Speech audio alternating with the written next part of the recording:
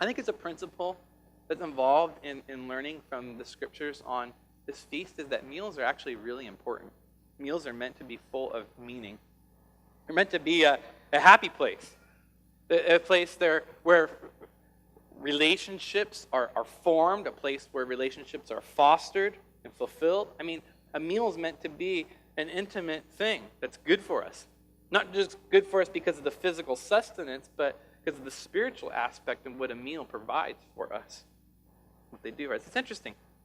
There's been a number of studies on this, and statistics say that roughly families who eat together regularly, at least 5 times a week, I think is a study, says that they have the children, the family, have 40% chance, higher rate of being physically healthy, just overall having better health, performing 40% better academically, 40% higher chance of avoiding abuse of alcohol, drugs, and sexual promiscuity. And perhaps the best of all is that the family actually ends up staying together and having good, healthy, loving relationships amongst each other. So real practically, kind of break it down. You don't want to get divorced? Eat together regularly. You don't want your kids to grow up and hate you? Like, eat together as a family regularly. I mean, real practical. I mean, your chances go way up. 40% higher chance. So there you go. Eat together and enjoy it together. Here's the reason.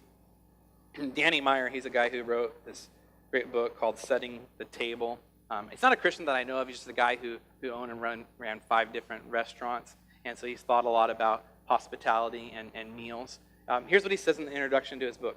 The delights of the table are what motivate me. My deep conviction about the intense human drive to provide and receive hospitality goes well beyond the world of restaurants. Within moments of being born, most babies find themselves receiving the first of 4 gifts of life: eye contact, a smile, a hug, and some food. We receive many other gifts in a lifetime, but few can ever surpass those first 4. It's not much of a surprise that we'll crave those gifts for the rest of our lives. I know I do. Food is secondary to something that matters even more.